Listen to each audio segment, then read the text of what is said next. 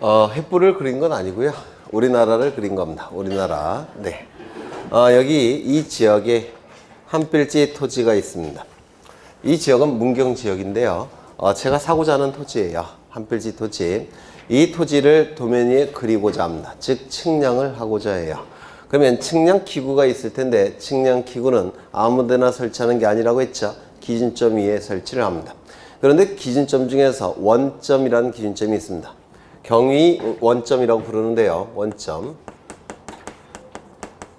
이 원점이라는 기준점은 요쯤이 있습니다. 여기가 어디냐면 경기도 수원시 영통구 원천동 국토지리원 안에 원점이라는 게 설치되어 있어요. 이게 원점은 가장 근원이 되는 기준점이라는 뜻이에요. 가장 근원이 되는 기준점. 경기도 원점이라고도 부르는데요. 여기다가 측량 기구를 설치합니다. 그리고 측량 기사가 여기 있겠죠. 그 다음에 이 토지를 측량하기 위해서는 이 지상 경계점 위에 뭘 설치해야 됩니까? 경계점 표지를 설치해야 될 겁니다. 맞습니까? 이렇게 경계점 표지를 설치할 거예요. 그리고 관측 들어갈 겁니다. 이게 관측이 되겠습니까? 안 되겠습니까? 안 돼요. 왜? 너무 머니까. 그렇죠. 중간에 강이 있고 산이 있고 또 빌딩도 있을 테니까 관측이 불가능할 겁니다. 맞습니까? 따라서 이 원점 갖고 모든 측량을 할 수는 없어요. 따라서 이 원점 말고 또 다른 기준점이 있는데 대한민국 전 국토에 기준점이 이렇게 설치되어 있습니다. 또 다른 기준점이. 이 기준점의 이름은 지적 삼각점이라고 부릅니다. 그럼 이 지적 삼각점은 이 단어가 어떻게 만들어졌냐면 토지 정보를 수집하기 위한 지적 삼각 측량의 기준점. 아까 삼각 측량 보여드렸죠? 토지 정보를 수집하기 위한 삼각 측량의 기준점이라고 해서 지적 삼각점이라고 이름이 붙은 겁니다. 이 지적 삼각점이라는 기준점은 보통 2에서 5km마다 하나씩 보통 설치되어 있습니다. 2에서 5km마다. 그러면 여기 지적 삼각점이 있을 텐데 이 거리가 2km 정도 떨어질 수 있습니까? 있겠죠. 그러면 2km 정도 떨어진 이 기준점 위에다가 측량 기구를 설치해서 관측할 수 있겠습니까? 없어요. 여전히 너무 거리가 멉니다. 맞죠? 따라서 이 지적삼각점 가지고 측량할 수 없는 경우도 있어요. 그렇다면 이 지적삼각점 말고 또 다른 기준점이 필요합니다. 또 다른 기준점도 좀 더 많이 설치되어 있습니다. 좀 더 조밀하게 이렇게 설치되어 있어요. 이 기준점을 뭐라고 부르냐면 지적삼각 보조점이라고 부릅니다. 지적삼각 보조점. 이 개념은 토지 정보를 수집하기 위한 삼각 측량의 보조가 되는 기준점이란 뜻이에요. 토지 정보를 수집하는 삼각 측량의 보조가 되는 기준점, 지적삼각 보조점이라고 부르는데 이 지적삼각 보조점은 보통 1에서 3km마다 하나씩 설치되어 있습니다.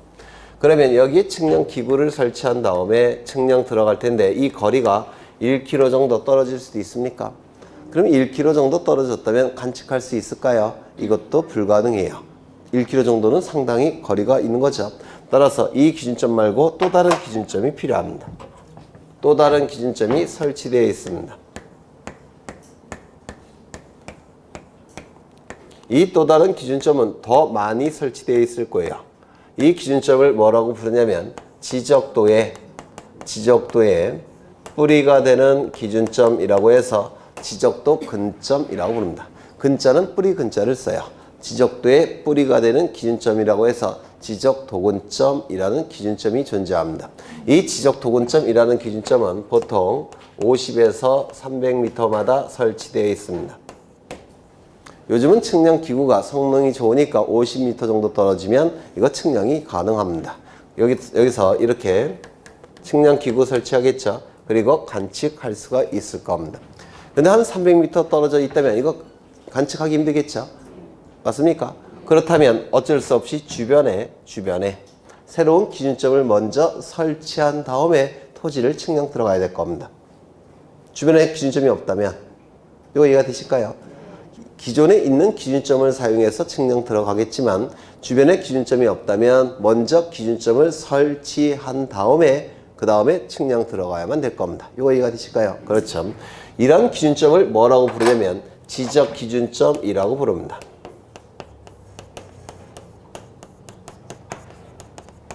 토지 정보를 수집하는 기준이 되는 점, 지적 기준점이라고 불러요. 그런데 이러한 지적 기준점도 정확한 위치에 설치하기 위해서는 측량 필요하겠습니까? 필요하겠죠. 이 기준점을 설치할 때 하는 측량을 지적 삼각점 측량 또는 지적 삼각 측량이라고 부릅니다. 이 기준점을 설치할 때 하는 측량을 지적 삼각 보조점 측량 또는 지적 삼각 보조 측량이라고 불러요. 이 기준점을 설치할 때 하는 측량을 지적 도근점 측량 또는 지적 도근 측량이라고 부릅니다. 더 많이 쓰는 용어는 지적 삼각 측량, 지적 삼각 보조 측량, 지적 도근 측량 이 용어를 더 많이 쓰게 돼요. 이러한 측량을 뭐라고 부르냐면 즉 이러한 기준점을 설치할 때 하는 측량을 뭐라고 부르냐면 기초 측량이라고 부릅니다. 지적 측량의 가장 기초가 되는 측량이라고 해서 기초 측량이라고 불러요. 기준점이 있어야지만 측량 들어갈 수 있죠. 따라서 기준점을 설치할 때 하는 측량이 가장 기본, 기초가 되는 측량이에요. 그래서 이를 기초 측량이라고 부르고요. 이 토지의 면적 경계 좌표값을 수집할 때도 측량이 필요하겠죠. 이 토지의 면적 경계 좌표라는 세부적인 정보를 수집할 때 하는 측량을 세부 측량이라고 부릅니다. 즉 면적 경계 좌표값을 수집할 때 하는 측량을 세부적인 정보를 수집한다고 해서 세부 측량이라고 불러요. 이 두 개의 측량을 통틀어서 지적 측량이라고 부릅니다. 그래서 지적 측량에는 두 가지가 있어요. 세부 측량과 기초 측량 두 가지가 지적 측량을 구성하는 측량의 종류가 됩니다. 이런 건 다 외워두셔야 되겠죠. 그러면 이러한 기준점들도 설치를 해야 되는데 누가 설치해야 되는지가 문제가 됩니다. 누가 설치하는 것인지. 누가 설치하는 것인지.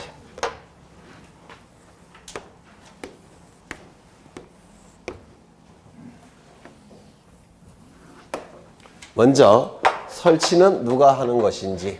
설치는 전부 다 지적소관청이 설치합니다. 자신의 시군구 안에 들어와 있는 기준점들은 지적소관청이 알아서 설치해야 돼요. 전부 다 지적소관청이 설치합니다. 지적소관청이 설치를 하게 됩니다. 그러면 이런 기준점들을 설치할 때 측량 들어가야 된다고 했죠. 그 측량을 통해서 만들어진 자료들이 있겠죠. 맞습니까? 이 자료들을 뭐라고 부르냐면 측량성과라고 불러요. 측량성과. 그래서 지적 삼각점을 설치할 때 나온 자료들을 지적 삼각 측량성과, 도근점을 설치할 때 나온 자료들을 뭐라고 했죠? 도근점, 지적 도근점 측량성과, 지적 삼각 보조점을 설치할 때 나오는 자료들을 지적 삼각 보조점 측량성과 이렇게 부릅니다. 이 측량성과들을 누가 측량성과나 측량 기록들을 누가 보관하고 관리하는지가 문제가 됩니다. 지적 도근점 측량성과와 측량 기록들은 지적소관청이 보관하고 관리를 합니다.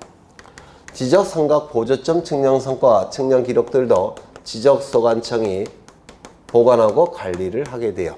그런데 지적 삼각점 측량성과는 2에서 5km마다 설치가 되어 있기 때문에 이게 범위가 광범위해요.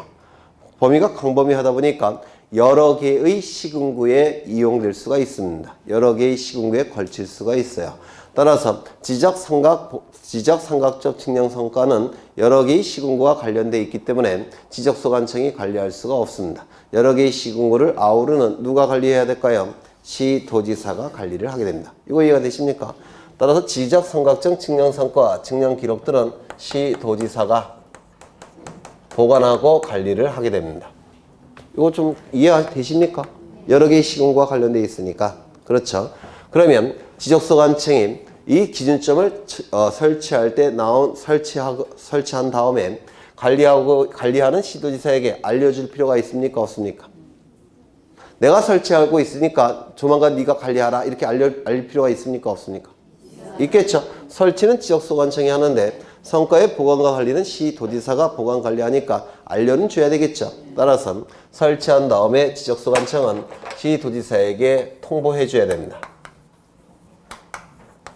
요거 이해가 되실까요? 설치는 지적소관청이 했지만 성과의 관리와 보관은 시도지사가 하니까 통보를 해 줘야 된다는 겁니다. 되셨을까요? 그렇죠.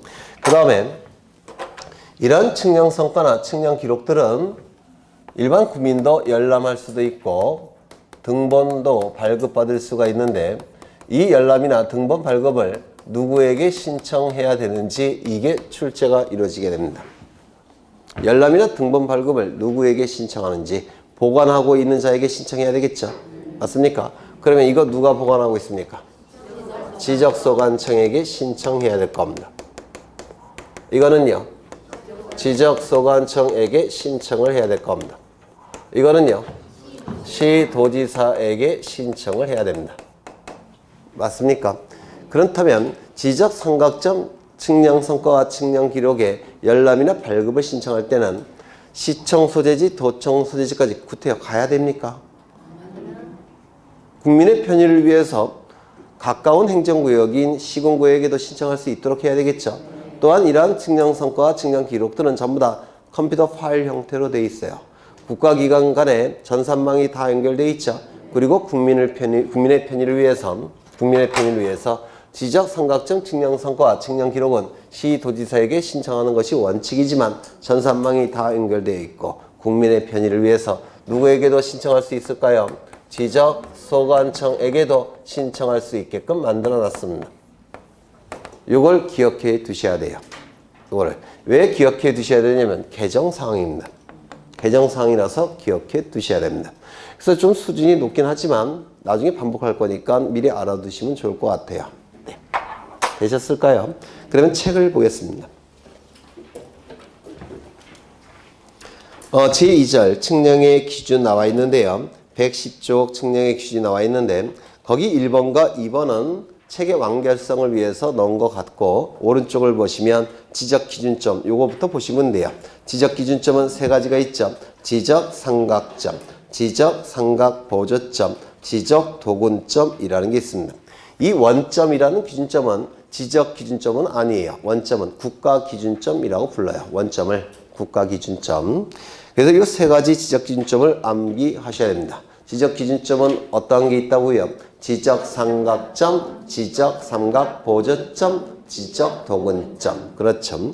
그 다음에 지적측량의 구분과 방법 나와 있는데 기초측량은 세 가지 측량이 있다고 했죠. 지적삼각점, 지적삼각측량, 지적삼각보조측량, 지적도군측량 세 가지가 있다고 했죠.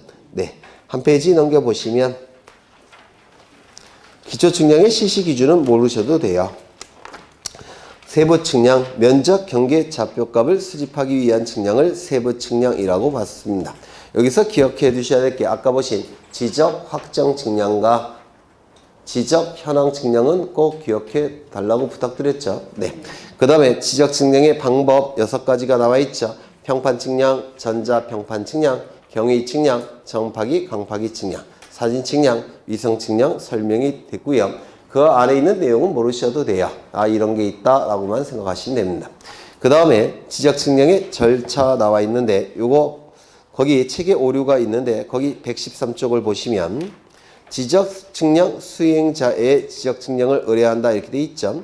그 지적 측량 수행자는 거기 1번, 2번이 있죠. 1번은 뭡니까? 지적 측량 업자. 2번은 뭐죠? 한국국토정보공사. 이 둘을 지적 측량 수행자라고 얘기합니다. 거기 동글뱅이 2번은 잘못 들어간 거예요. 지워주시면 됩니다.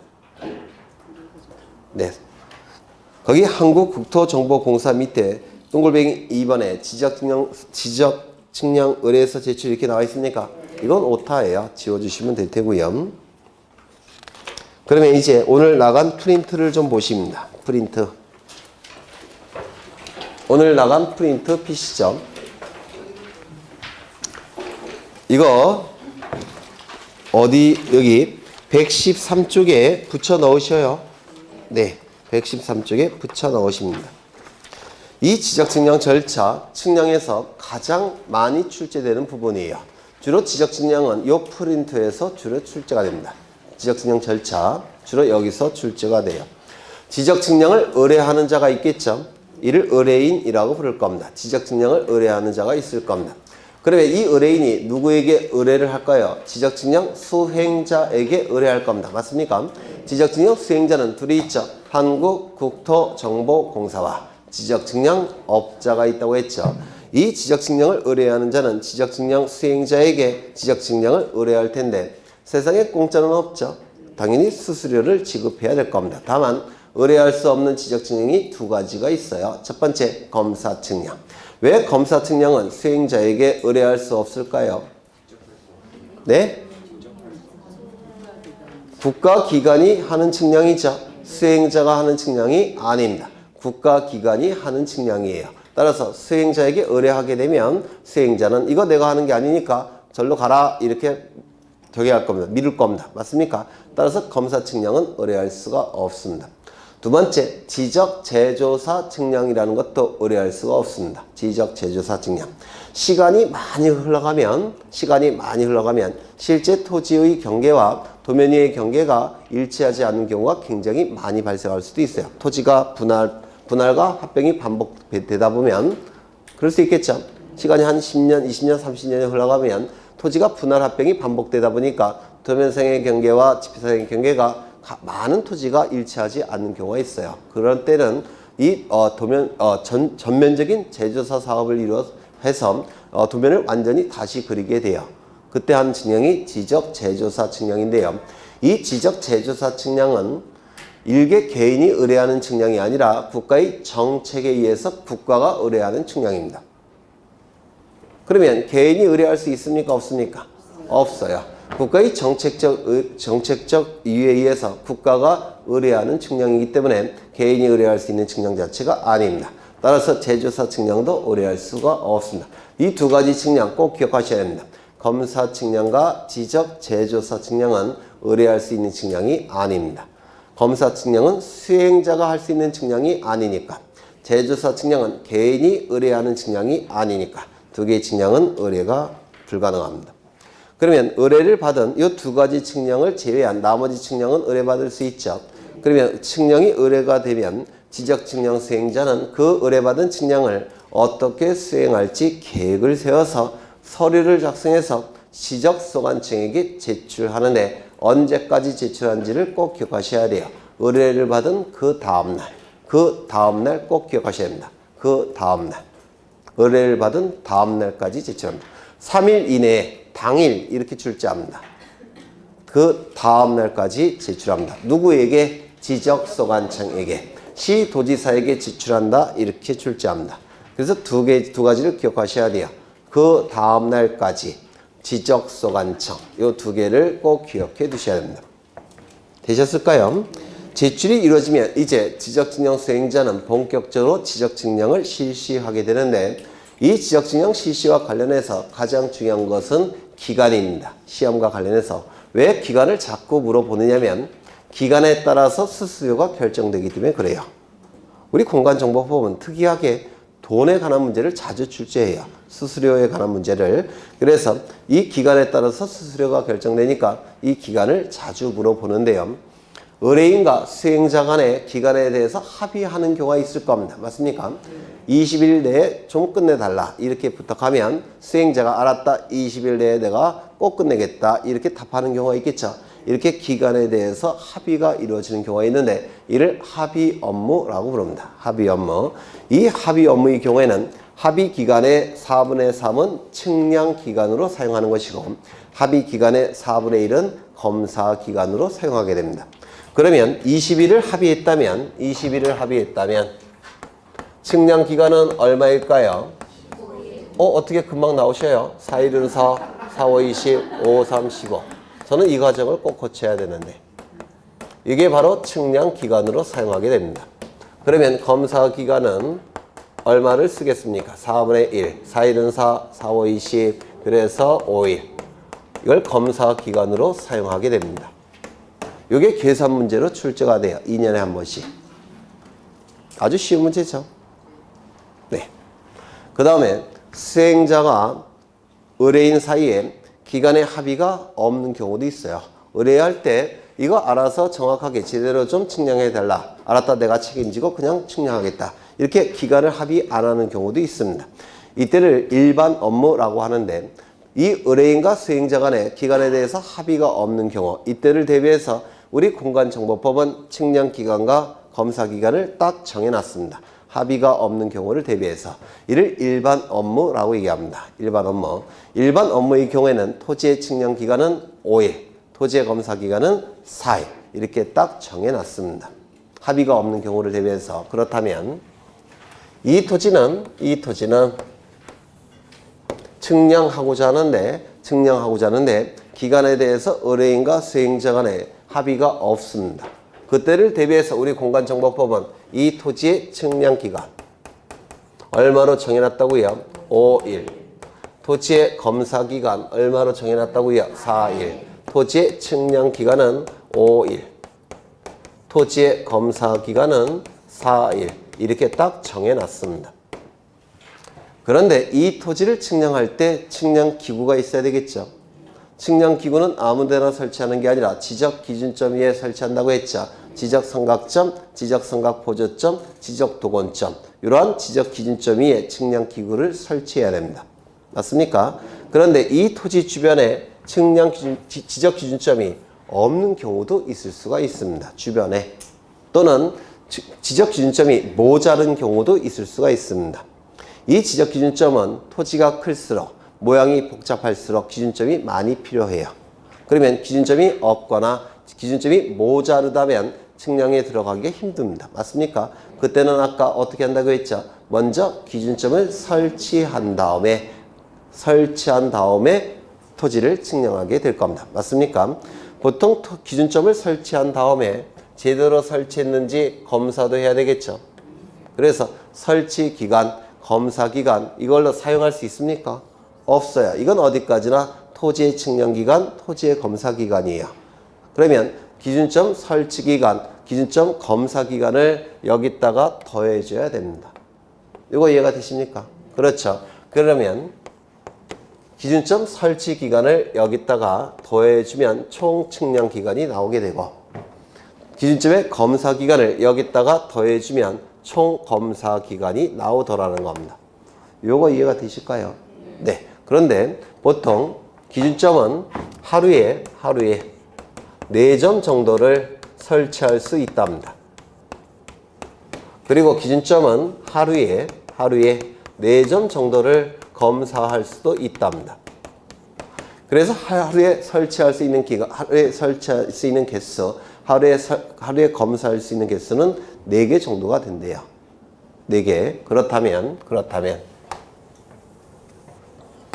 기준점 15점 정도를 설치한다면 며칠 정도 걸릴까요? 4일 정도가 걸릴 겁니다. 맞습니까? 15점을 검사할 때는 며칠 정도가 걸릴까요? 4일 정도가 걸릴 겁니다. 그래서 우리 공간정보법은 15점까지는 무조건 4일을 줍니다. 검사할 때도 4일을 무조건 주고 설치할 때도 무조건 4일을 주게 돼요. 15점까지는. 그러면 13점 설치할 때 며칠을 준다고요? 4일. 13점을 검사할 때도 4일을 주게 될 겁니다. 만약에 기준점이 한 4개가 모자라요. 아니 5개가 모자랍니다. 그러면 5개 설치하는 기간도 며칠 준다고요? 4일을. 5점 검사할 때도 며칠 준다고요? 4일 정도를 주겠다는 겁니다. 그래서 15점까지는 무조건 4일 여기다가 덧붙여야 되고 여기 4일 덧붙여야 됩니다. 이거 이해가 되실까요? 그러면 15점을 초과할 때는 15점까지는 4일을 주는 거니까 15점을 초과할 때는 하나, 둘, 셋, 넷. 요 4점마다 며칠씩을 더 줘야 되겠습니까? 네? 하루씩을 더 줘야 될 겁니다. 하루에 4점 정도 설치가 할 수 있고 하루에 4점 정도 검사할 수 있으니까. 맞습니까? 그 다음에 여기가 몇 점이 되겠습니까? 15, 16, 17, 18, 19점 정도가 될 겁니다. 그 다음에 4개가 더 추가될 때마다 며칠씩을 가산해야 될까요? 하루씩을 가산해야 될 겁니다. 여기가 19점, 여기 20, 21, 22, 23점 정도가 될 겁니다. 요거 이해가 되실까요? 그렇죠. 그렇다면 지적 기준점을 13점을 설치하고자 합니다. 13점. 아이고. 13점. 13점을 설치하고자 한다면 며칠이 추가돼야 됩니까? 설치기간 13점이니까 4일을 여기 더해줘야 되겠죠. 검사기간도 토지검사기간은 4일이지만 기준점도 검사해야 되겠죠. 그럼 며칠을 더해줘야 됩니까? 4일. 그러면 총 측량기간이 얼마가 나옵니까? 9일. 총 검사기간은 8일이 나올 겁니다. 이거 이해가 되실까요? 기준점을 몇 점을 설치했느냐면 기준점이 19점을 설치하고자 합니다. 19점. 그러면 기준점 설치 기간은 며칠 걸릴까요? 4일 하루니까 총 5일. 맞습니까? 19점을 설치할 때는 며칠 걸린다고요? 5일. 검사할 때도 며칠 걸린다고요? 5일. 그러면 총 측량 기간은 며칠입니까? 10일. 총 검사 기간은 며칠입니까? 9일이 될 겁니다. 이해가 되실까요?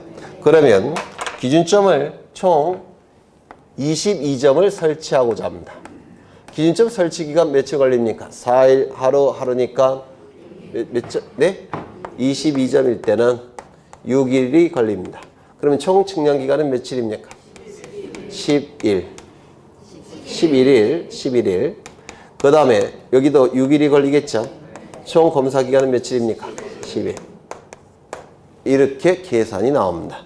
그래서 이걸 일반 업무의 지적 기준점을 설치할 때 걸리는 기간인데요. 합의 업무와 일반 업무가 계산 문제가 번갈아 가면서 출제합니다. 번갈아 가면서. 어렵진 않죠? 그렇죠. 그러면 지적 측량 실시와 관련해서 이 기간이 중요한데요. 프린트를 보시면 합의 업무의 경우에는 합의 기간의 4분의 3은 측량 기간, 4분의 1은 검사 기간. 그리고 일반 업무의 경우에 토지의 측량 기간은 며칠? 5일. 토지의 검사 기간은 며칠? 4일. 지적 기준점을 토지 주변에 설치할 때는 15점까지는 무조건 며칠을 가산해 준다고요? 4일. 그렇죠. 여기서 15점까지예요. 까지니까 이하라는 문구를 기억하셔야 돼요. 자꾸 15점 미만으로 출제합니다. 미만이 아니라 이하. 그럴 수밖에 없는 게 원래 측량기간, 검사기간 어디 갔어? 하루에 4점 정도를 설치할 수 있다고 했죠. 그러면 4점이니까 4일이면 16점 아닙니까? 그 15점 안에도 당연히 포함되는 거예요. 15점도. 그래서 요 이하를 기억하셔야 되고, 그러면 거기 15점까지니까 그 밑에는 15점 초과라는 단어가 나와야 되겠죠. 이것도 기억하셔야 돼요. 자꾸 이상이라는 단어로 출제합니다. 그래서 거기 이하, 초과 꼭 기억하셔야 돼요. 동그라미 쳤습니까? 15점을 초과할 때는 매 4점마다 며칠씩을 가산한다고요? 하루씩을 가산하게 될 겁니다. 이 그림을 이해하시면 그다지 어려운 내용은 아니에요. 이해가 안 되시면 이게 뭔 말인지 주문 외우는 것 같겠지만, 네. 그 다음에 이 측량이 이루어지게 되면 이제 지적 측량의 성과가 결정이 돼야 되는데, 성과를 결정하기 위해서는 원칙적으로 검사 측량을 거쳐야 됩니다. 따라서 성과에 관한 각종 자료를 지적소관청이나 시도지사에게 제출하게 되면 시도지사나 지적소관청은 검사 측량을 하게 됩니다. 이때 원칙은 지적소관청이 검사 측량을 하는 거예요. 대부분은 지적소관청이 검사를 하게 됩니다. 그런데 규모가 큰 경우에는 이때는 지적소관청이 하지 않고 시도지사나 대도시장이 검사 측량을 하게 됩니다.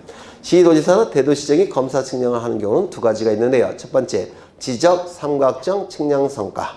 지적 삼각정 측량 성과는 보관과 관리를 누가 한다고 했죠? 시도지사가 한다고 했죠? 따라서 검사도 시도지사에게 맡기겠다는 겁니다. 이거 이해가 되실까요? 그 다음에 도시개발 사업이 이루어지는 경우에는 지적 확정 측량한다고 했죠. 지적 확정 측량 성과도 일정 규모 이상일 때는 시도지사나 대도시장이 하게 됩니다. 도시개발 사업은 굉장히 넓은 지역에서 이루어지죠. 여러 개의 시군구에 걸치는 경우도 있겠죠. 여러 개의 시군구에 걸칠 때 그걸 뭐라고 표현하냐면 일정 규모 이상의 지적 확정 측량 성과 이렇게 얘기합니다. 여러 개의 시군구에 걸칠 때 일정 규모 이상의 지적 확정 측량 성과는 시도지사나 대도시장이 하는 것이고, 여러 개의 시군구에 걸치지 않을 때도 있겠죠.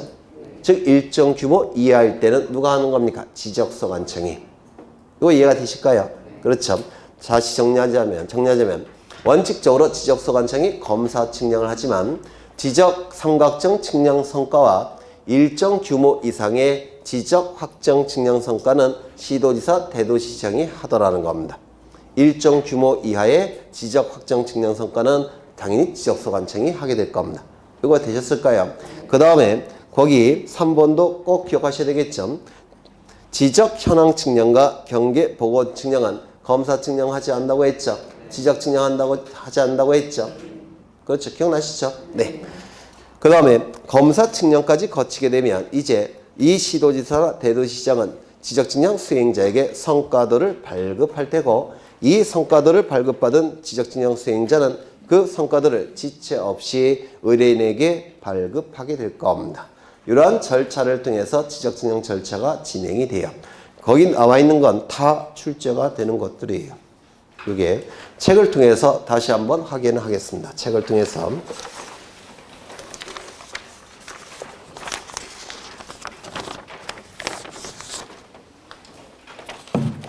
113쪽을 보시면 거기 양가로 1번에 두째 줄 보시면 다만이라는 문구 있습니까? 있죠. 밑줄 지적. 지적 측량 성과를 검사하는 경우와 지적 제조사에 관한 특보법에 따른 지적 제조사 사업에 따라서 토지 이동이 있는 경우에는 이때 하는 측량이 뭡니까? 지적 제조사 측량이 되겠죠. 이때는 의뢰할 수 있습니까? 없습니까? 없습니다. 검사 측량과 지적 제조사 측량은 의뢰할 수 없다고 했죠. 그렇죠. 그 다음에 수행자는 둘이 있다고 했는데 지적 측량 업자와 한국국토정보공사가 있죠. 거기 지적 측량업에 등록을 한 자가 지적 측량 업자예요. 등록은 누구에게 한다고요? 시도지사에게 등록한다고 했죠. 시도지사에게 등록하게 될 겁니다. 거기 밑에 양가로 2번을 보시면 지적 측량 수수료 내야 된다고 했죠. 세상에 공짜는 없으니까 넘기겠습니다. 의뢰를 받게 되면 지적 측량 수행자는 두째 줄에 그 다음 날까지 지적소관청에게 제출한다고 했죠. 무엇을? 지적 측량 수행 계획서를. 그래서 그 다음 날까지 밑줄. 지적소관청 밑줄. 114조 거기 맨 위에 양가로 1번에 지적 측량 수행 계획서 제출이 있죠. 거기 두째 줄에 그 다음 날까지 밑줄. 지적소관청 밑줄. 꼭 기억하셔야 돼요. 그 다음에 거기 양가로 2번에 지적공보 등의 전산자료 제공이 있는데 거기 첫째 줄부터 두째 줄까지 밑줄 지시입니다. 지적소관청은 지적측량 수행자가 제출한 지적측량 수행 계획서에 따라서 지적측량을 하려는 지역의 지적공부와 부동산 종합공부에 관한 전산자료를 지적측량 수행자에게 제공하게 됩니다. 요게 그 밑줄 쳐 넣으시고요. 그 다음에 지적측량 기간과 검사기간 나와 있죠. 일반 업무는 측량기간 며칠? 5일. 검사기간 며칠? 4일. 다만 지적기준점을 설치하여 측량하는 경우에는 지적기준점 15점까지는 며칠을 추가한다고요? 4일을. 그리고 15점을 초과할 때는 4일에 15점을 초과하는 4점마다 하루씩을 가산한다고 했죠. 이걸 얘기해요. 이거. 책만 읽어보시면 무슨 말인지 모를 겁니다. 좀 이해가 되실까요? 네. 그 다음에 거기에 15점 이하인 경우에 4일을 해서 이하 동그라미 치십니다. 자꾸 장난치니까 나쁜 놈들이 자꾸 장난을 쳐요. 그 다음에 15점 초과하는 에서 초과 동그라미 치십니다. 이거 갖고 장난치니까 꼭 기억해 두셔야 되고요. 합의 업무의 경우에는 합의 기간의 4분의 3은 측량기간, 4분의 1은 검사기간. 그렇죠. 그래서 이 합의 업무와 일반 업무가 번갈아 가면서 계산 문제로 출제가 됩니다. 학교는 문제에 비하면 아주 우습죠. 아닌가요? 그렇죠. 네. 그 다음에 지적 측량 성과의 검사에서 동글뱅이 2번 정도 기억하시면 돼요. 동글뱅이 2번. 다만이라 묻고 있죠. 지적 공부를 정리하지 아니하는 측량으로서 경계보건 측량과 지적 현황 측량은 검사를 받지 아니한다. 보건 단계의 측량이기 때문에 그럴 겁니다. 그 다음에 오른쪽에 원칙은 누가 검사 측량한다고요? 지적소관청이. 다만 지적 삼각점 측량 성과와 일정 규모 이상의 지적 확정 측량 성과는 누가 검사한다고요? 시도지사, 대도시장이. 그렇죠. 넘기겠습니다. 어디를 보시냐면 118쪽을 보십니다. 118쪽을 보시면 거기 중간에 지적 기준점 성과에 관리 있습니까? 거기 보시면 1번 지적 삼각점 성과는 누가 관리한다고요? 시도지사가. 맞습니까? 지적 삼각 보조점 성과와 도군점 성과는 누가 관리한다고요? 지적 소관청이. 1번 꼭 기억하셔야 되죠. 그 다음에 2번을 보시면 지적 소관청이 지적 삼각점을 설치하거나 변경했을 때는 그 측량 성과를 누구에게 알려줘야 됩니까? 시도지사에게. 왜요? 시도지사가 지적 삼각점 측량 성과와 측량 기록들을 보관하고 관리하고 있죠. 따라서 시도지사에게 통보해야 될 겁니다. 3번을 보시죠. 지적소관청은 지형, 지물 등의 변동으로 인하여 지적 삼각점 성과가 다르게 됐다면 고쳐야 되겠죠. 고친 다음에 보관하고 관리하는 자인 시도지사에게 알려줄 필요가 있을까요? 없을까요? 있겠죠. 이때도 통보하게 될 겁니다. 그 다음에 열람 나와 있는데 오른쪽을 보시면 2번 꼭 기억하셔야 돼요. 2번 지적 기준점 성과의 등본이나 열람 발급 신청할 수 있다고 했죠. 이때 지적 삼각점 측량 성과와 측량 기록은 누구에게 열람이나 발급을 신청할 수 있다고 했습니까? 시도지사가 원칙이지만 누가 추가되어 있다고요? 지적소관청이. 맞습니까? 그래서 이 지적 삼각점 측량 성과는 첫째 줄 보시면 시도지사나 지적소관청 있습니까? 있죠. 밑줄 치시고요. 그 다음에 그 밑에 셋째 줄에 지적 삼각점 측량 성과는 그 밑에 누가에게 신청한다고요? 시도지사 또는 지적소관청에게. 지적 삼각 보조점 성과와 측량 기록들은 누구에게 신청한다고요? 지적소관청에게. 꼭 기억하셔야 돼요. 아까 표를 기억하시면 돼요. 그 다음에 수수료 나와 있는데 그건 좀 읽어보시면 될 텐데 거기 수수료 면제 있죠. 이게 시험에 자주 냅니다. 이 수수료 면제가 시험에 자주 내니까 좀 기억해 두셔야 되는데 거기 1번을 보실까요? 지적 측량 업무에 종사하는 측량 기술자가 밑줄 치죠. 그 업무와 관련하여 밑줄 치십니다. 업무와 관련하여 밑줄 치셨습니까? 이 업무는 국가 업무일까요? 아니면 일반인들이 업무가 될까? 민간 업무가 될까요? 이 면적 경계 적벽값은 국가가 통치권을 행사하기 위해서 수집하는 정보 맞습니까? 따라서 국가 업무예요. 국가 업무 하는데 수수료 내라 그러면 안 되겠죠? 따라서 수수료 면제가 됩니다. 되셨을까요? 그 다음에 2번을 보십니다. 국가나 지방자치단체가 업무 수행에 필요하여 지적공부에 열람 등본 발급 신청하는 경우 이때는 국가나 지방자치단체가 신청하는 거니까 얘가 수수료 내고 누가 받는 겁니까? 국가나 지방자치단체가 받는 거죠. 지가 내고 지가 받는 거 의미가 있습니까? 없어요. 이때도 수수료 면제가 되는 겁니다. 이해가 되실까요? 그 다음에 3번을 보시면 지적 측량 업무에 종사하는 측량 기술자가 이거 위에 거랑 똑같은 건가? 그 업무와 관련하여 지적 공모를 열람하는 경우에는 수수료 면제 똑같은 거죠. 두 개가 들어갔지. 네. 넘기겠습니다.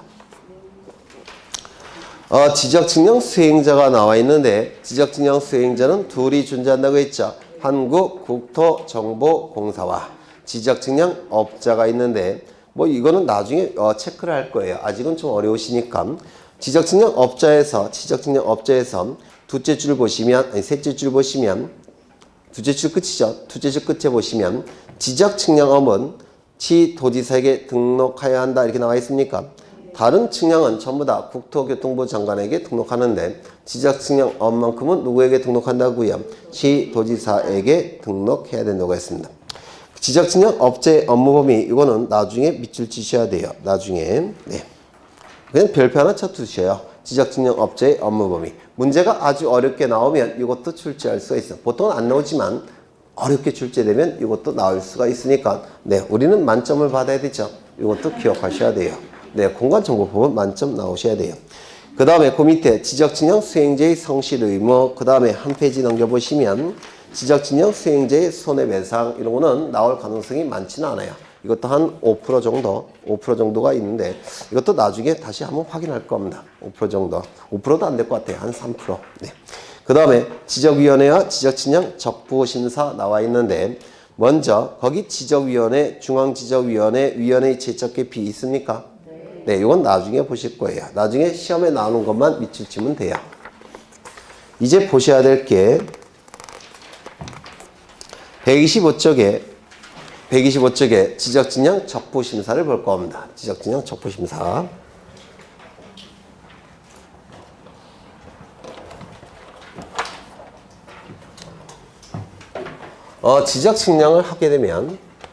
지적 측량을 하게 되면 그 결과물들이 나오겠죠. 자료들이 만들어지겠죠. 그걸 지적 측량 결과라고 부르는데 이 결과라는 용어와 성과라는 용어가 좀 달리 있어요. 결과라는 용어는 검사 측량을 거치기 전 단계. 그때는 결과라는 용어를 쓰고요. 검사 측량을 거치게 되면 보통 성과라는 용어를 씁니다. 그래서 검사 측량을 거친 다음의 자료는 성과. 검사 측량을 거치기 전의 자료를 결과라는 용어를 보통 써요. 그러면 지적 측량에 성과가 있겠죠. 성과는 검사 측량을 거쳤다는 뜻이에요. 지적 측량을 하게 되면 각종 자료가 나올 테고 그 자료에 대해서 검사 측량을 거쳤다면 성과라는 표현을 씁니다. 지적 측량 성과들이 있을 텐데 그 성과가 적법하게 이루어진 것인지 부적법하게 이루어진 것인지 심사를 청구하는 것. 이를 지적 측량 성과 적부심사 청구라고 부릅니다.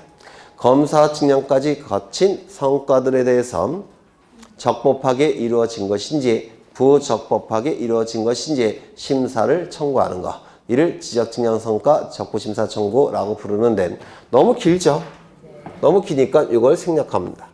그래서 지적 측량 적부심사 청구라고 불러요. 지적 측량 적부심사 청구. 이 지적 측량 적부심사 청구는 2번 청구할 수가 있는데요. 처음 청구하는 것을 지적 측량 적부심사 청구라고 부르고 두 번째 청구하는 것을 지적 측량 적부 재심사 청구라고 부릅니다. 두 번째 청구하는 것을 지적 측량 적부 재심사 청구라고 불러요. 그러면 이러한 지적 측량 적부심사 청구 같은 것을 누가 청구하느냐면 토지 소유자 또는 이해관계인. 이해관계인은 누구를 얘기하느냐면 인접토지 소유자를 보통 얘기합니다. 옆에 있는 토지 소유자. 그 자를 보통 이해관계인이라고 부르고요. 그 다음에 지적 측량 수행자. 이 지적 측량 수행자도 적부심사를 청구할 수 있는데요. 왜냐하면 여기 보신 바대로 성과라는 용어를 쓴다고 했죠. 그러면 성과라는 용어를 썼다는 얘기는 뭘 거쳤다는 겁니까? 네? 검사 측량을 거쳤다는 것이죠. 지적소관청의 검사 측량을 거쳤다는 겁니다. 그러면 이 지적 측량 수행자가 자신이 만든 자료에 대해서 지적소관청이 바꿀 수 있겠습니까? 검사 측량할 때 바꿀 수 있겠죠. 그러면 수행자는 불만이 있을 수 있습니까? 있을 수 있습니다. 따라서 이 지적 측량 수행자도 불만이 있을 수가 있으니까 적부심사를 청구할 수 있게끔 개정을 한 겁니다. 그래서 이것 개정사항이라서 대단히 중요해요. 지적 측량 수행자도 적부심사를 청구할 수 있다는 거 이거 꼭 기억해 두셔야 됩니다. 개정사항이라서 기억하셔야 돼요. 지적 측량 수행자는 둘이 있는데 누가 있습니까? 한국국토정보공사와 지적 측량 업자가 있죠. 그래서 결국은 넷이 적부심사를 청구할 수 있는 겁니다. 토지 소유자, 이해관계인, 한국국토정보공사와 지적 측량 업자. 얘네들이 적부심사를 청구할 수 있게 됩니다. 그런데 이 성과라는 용어를 쓰고 있기 때문에 검사 측량을 거쳤다고 했죠. 보통의 검사 측량은 누가 할까요? 지적소관청이 합니다. 그러면 적부심사를 지적소관청에게 청구하는 건 의미가 있을까요? 없을까요? 없어요. 왜? 번복할 가능성이 그다지 크지 않기 때문에 그렇습니다. 그러면 이 적부심사를 지적소관청에게 청구하는 건 의미가 없을 테니까 얘가 검사 측량했으니까 한 단계 더 높은 국가기관에게 청구할 겁니다. 한 단계 더 높은 국가기관은 누굴까요? 시도지사가 될 겁니다. 그런데 이 시도지사는 한 사람이죠. 시장, 도지사, 서울시장, 도지사, 경기도지사 2명이 있어요. 1명이잖아요. 그러면 1명으로 구성되어 있기 때문에 독단적으로 결정할 가능성이 있어요. 또는 뭘 바꾸서 결정할 수도 있죠. 즉 공정성 확보가 미흡합니다. 한 사람이 결정하기에는. 따라서 공정성을 확보하기 위해선 시도지사 소속하에 지방, 지적, 지방지적위원회를 설치해 놓습니다. 요 지방지적위원회에서 적부심사를 결정하는 겁니다. 공정성 확보를 위해서. 이거 이해가 되십니까? 그러면 이 적부심사 청구는 누구에게 청구해야 될까요? 네? 지방지적위원회에게 청구하는 겁니다. 적부심사 청구는 지방지적위원회에게 적부심사를 청구하는 겁니다. 적부심사는 지방지적위원회에게 청구하게 돼요. 그런데 문제는 이 지방지적위원회는 위원회 형태이기 때문에 소속 공무원이 없어요. 소속 공무원이 없다 보니까 잡무를 처리하기가 힘듭니다. 잡무는 누가 처리해 줘야 될까요? 얘가 처리해 줘야 돼요. 소속 공무원을 통해서. 맞습니까? 따라서 잡무를 처리하도록 하기 위해서 청구서는 누구에게 제출하냐면 이렇게 제출합니다. 청구서는. 잡무를 얘가 다 처리해서 넘겨야 되니까. 따라서 적부심사 청구서는 누구에게 제출할까요? 시도지사에게 청구서를 제출하는 겁니다. 이거를 우리 공간정보법은 어떻게 표현하냐면 시도지사를 거쳐 지방지적위원회에 청구한다 이렇게 표현하고 있습니다. 다시요.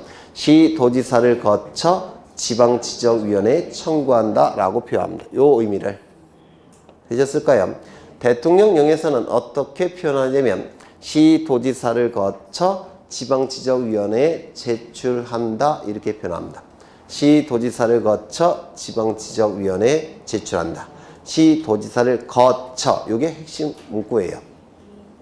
그러면 다시요. 법률에서는 어떻게 규정되어 있냐면 시도지사를 거쳐 지방지적위원회에 청구한다. 대통령령에서는 시도지사를 거쳐 지방지적위원회에 제출한다. 두 개 다 기억하셔야 됩니다. 어느 걸로 출제될지 모르니까. 그렇겠죠?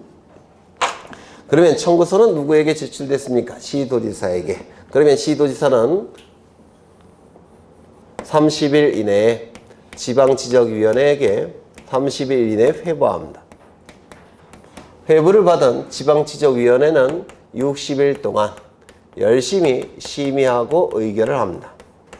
의결이 이루어지기 위해서는 위원회 위원 과반수 이상이 출석해야 되고 위원회 위원 과반수 이상이 찬성해야지만 의결이 이루어지게 돼요. 그런데 사안이 복잡할 수도 있겠죠. 맞습니까? 사안이 복잡한 경우, 즉 부득이한 사유가 있는 경우는 의결로서 30일을 넘지 않는 범위 내에서 한 번만 연장이 가능합니다. 의결로서. 연장 결정은 시도지사가 결정하는 것이 아니라 위원회가 의결로서 결정을 하는 겁니다. 그러면 최장 기간은 며칠이 될 수 있습니까? 90일이 될 수가 있을 겁니다. 이해가 되실까요? 네, 되시죠? 그러면 의결이 이루어졌다면 가지고 있을 필요는 없겠죠? 지체 없이 송부할 테고 송부를 받은 시도지사는 통지해 줍니다. 7일 이내에 통지를 하게 돼요. 누구에게 통지하냐면 청구인 및 이해관계인에게 통지해 줍니다. 요 이해관계인은 무슨 뜻이냐면 소유자가 청구했다면 둘이 이해관계인이에요. 인접토지 소유자가 청구했다면 둘이 이해관계인이 됩니다. 수행자가 청구했다면 둘이 이해관계인이에요. 그래서 이 이해관계인과 이 이해관계인은 의미가 달라요. 결국은 전원에게 통지해야 된다는 뜻이에요. 따라서 이걸 자꾸 물어봅니다. 청구인 또는 이해관계인이 아니라 청구인 및 이해관계입니다. 이것도 기출지문이에요. 또는이라고 한다면 전원이 안 되겠죠. 전원으로 만들어야 되니까 밑이어야 됩니다. 한번 출제된 적이 있어요. 정말로 나쁜 놈들이죠. 출제하는 놈들이. 뭐 대비해야 되겠죠. 네. 그러면 이제 이것도 기억하셔야 돼요. 7일 이내 자주 출제되는 숫자예요. 통지를 받았다면 이제 다시 한번 청구할 것인지, 즉 재심사를 청구할 것인지 아니면 그냥 받아들일 것인지 고민해 봐야 되겠죠. 고민할 수 있는 시간은 90일입니다. 90일 동안에 결정을 해야 됩니다. 90일이 경과가 되도록 이게 결정을 하지 않게 되면 확정이 돼버려요. 따라서 재심사 청구는 반드시 90일 이내에 해야 됩니다. 그러면 재심사 청구는 시도지사에게 하면 의미가 없겠죠. 그렇죠. 한 단계 더 올라가야 될 겁니다. 한 단계 더 올라가면 누굴까요? 국토교통부 장관이 되겠죠. 국장님 그러시면 되게 싫어해요. 국장님은 1급 아니면 2급이에요. 장관님은 급이 없을 정도로 높아요. 그래서 얼마나 싫어하겠습니까? 만약에 저보고 제가 장관일 때 국장 그러면 그냥 사직서 받을 겁니다. 안 되면 저 지방으로 보내든지. 그렇죠. 국토교통부 장관에게 올라가야 됩니다. 맞습니까? 그런데 이놈의 국토교통부 장관도 한 사람으로 구성되어 있죠. 공정성 확보가 미흡해요. 따라서 이 국토교통부 장관 소속하에 중앙지적위원회를 설치해서 여기서 결정하도록 합니다. 그러면 중앙지적위원회가 결정하는 거니까 90일 이내에 청구할 때, 재심사를 청구할 때 누구에게 청구해야 되겠습니까? 중앙지적위원회에게 청구하는 겁니다. 즉, 적부 재심사 청구는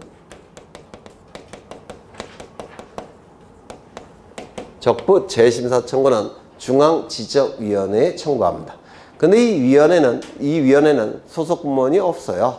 그래서 잡무를 처리하기가 힘듭니다. 따라서 마찬가지로 이거는 청구서는 이렇게 제출합니다. 국토교통부 장관에게 적부 재심사 청구서를 제출하는 겁니다. 이거를 우리 공간정보법은 어떻게 표현하고 있느냐면 국토교통부 장관을 거쳐 중앙지적위원회에 청구한다. 대통령령에서는 국토교통부 장관을 거쳐 중앙지적위원회에 제출한다. 두 개 다 기억하셔야 돼요. 법률과 대통령령 두 개 다 기억하셔야 돼요. 그러면 청구서가 이쪽에 제출됐으면 30일 이내에 회부해야 되겠습니까? 30일 이내에 회부합니다. 회부를 받은 중앙지적위원회에서는 열심히 60일 동안 심의하고 의결을 할 겁니다. 의결이 이루어지기 위해서는 위원회 위원 과반수 이상이 출석해야 되고 위원회 출석한 위원 과반수 이상이 찬성을 해야 됩니다. 그러면 의결이 이루어질 겁니다. 사안이 복잡한 경우도 있겠죠. 즉 부득이한 사유가 있는 경우에는 의결로서 30일을 넘지 않는 범위 내에서 한 번만 연장이 가능합니다. 그러면 최장 기간은 며칠이 되겠습니까? 이것도 90일이에요. 의결이 이루어졌다면 지체 없이 송부할 테고 성부를 받은 국토교통부 장관은 7일 이내에 통지합니다. 누구에게 통지할까요? 청구인 및 이해관계인에게 통지하는 겁니다. 적부 재심사 청구인 및 이해관계인, 즉 전원에게 통지하게 됩니다. 통지를 한 다음에 의결서 4본을 보냅니다. 시도지사에게. 그리고 시도지사는 의결서 4본을 보내요. 의결서 4본을 보낼 때는 여기서도 의결했었죠. 이 의결서도 같이 보냅니다. 두 장의 의결서가 지적소관청에게 접수가 됩니다. 그럼 지적소관청은 의결서 4본에 따라서 이때 의결서 4본은 이 의결서 4본이겠습니까? 이 의결서 4본이겠습니까? 이거겠죠. 이것에 따라서 성과를 수정하고 또는 오류를 정정하게 됩니다. 이때 이 오류 정정은 등록상 오류 정정이죠. 의결서라는 명백한 자료가 있으니까 이건 신청에 의한 정정일까요? 직권에 의한 정정일까요? 직권. 의결서라는 명백한 자료 가지고 정정하는 거라서 직권에 의한 정정에 해당됩니다. 이것도 출제된 적이 있어요. 직권 정정이라는 게. 되셨을까요? 그런데 우리 지적진영 적부심사에 관한 규정은 이 지적진영 적부심사에 관한 규정은 적부 재심사에 준용을 합니다. 적부심사에 관한 공간정보법의 규정이 재심사에 준용돼요. 준용이 되니까 절차가 어떻습니까? 똑같아요. 절차가. 준용 때문에 그래요. 똑같습니다. 아, 이거 하나 빼먹었네. 이거 통지는 7일 이내에 통지하는 거겠죠? 빼먹었네. 절차가 똑같습니다. 그래서 암기하는 게 어렵지 않아요. 요게. 그리고 이거 순서까지 출제가 이루어집니다. 순서까지. 나중에 10월 때까지는 순서까지 암기하셔야 될 거예요. 순서 외우는 것도 어렵지 않아요. 이게. 그렇죠. 네. 연습장에 두세 번 그려보면 다 암기가 되실 거예요. 여기까지 보시고, 네. 잠시 쉬었다가 책을 보겠습니다.